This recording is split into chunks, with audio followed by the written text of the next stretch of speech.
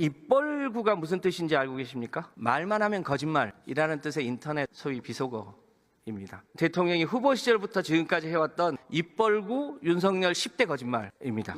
한번 들어보십시오. 첫 번째, 21년 5월달 내 장모가 사기당한 적은 있어도 남에게 10원 한 장 피해준 적 없다. 검찰이 상당히 봐줬음에도 불구하고 구속됐었죠. 둘째, 윤석열 검찰총장 시절에 자신의 직속 부하인 손준성 검사가 작성한 고발 사주 문건에 대해서도 후보 시절에 뻔뻔하게 괴문서라고 거짓말을 한 적이 있습니다. 셋째, 윤석열 씨는 대선 TV 토론 때 손바닥에 왕자를 쓰고 나온 적이 있습니다. 동네 할머니가 써줬다고 하는데 믿을 수가 없는 얘기죠. 이 얘기가 김건희 씨 무속 논란으로 번지자 뭐라고 했냐면요. 우리 집사람은 어릴 때부터 교회에 열심히 다녀서 구약을 다 외운다고 했습니다. 구약이 총 몇 자인지 아십니까? 270만 자입니다. 무속을 신봉하는 김건희 씨가 외운다고 했습니다. 거짓말이겠죠. 네 번째, 관훈 토론회에서 윤석열 씨는 김건희 씨의 도이치모터스 주가 조작에 대해서 오히려 4천만 원을 손해봤다고 거짓말을 했습니다. 진실은 국민들이 이미 알고 있습니다. 다만 수사가 안 되고 있을 뿐이죠. 다섯째, 윤석열 후보는 특검을 왜 거부합니까? 죄를 지었으니까 거부합니다.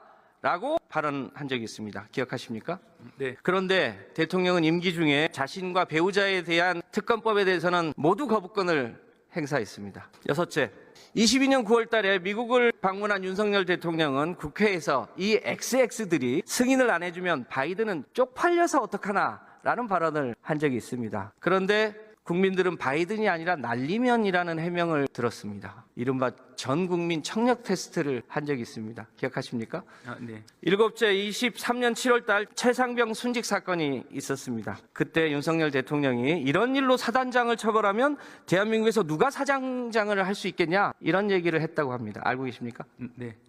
이렇게 경로하니까요. 갑자기 박정훈 대령 항명 사건으로 바뀌고 맙니다. 다행히 무죄로 판명이 나긴 했습니다만 다시 조사해야 되지 않겠습니까? 그 항소심을 통해서 추가적인 법원의 판단이 있을 것으로 생각을 합니다.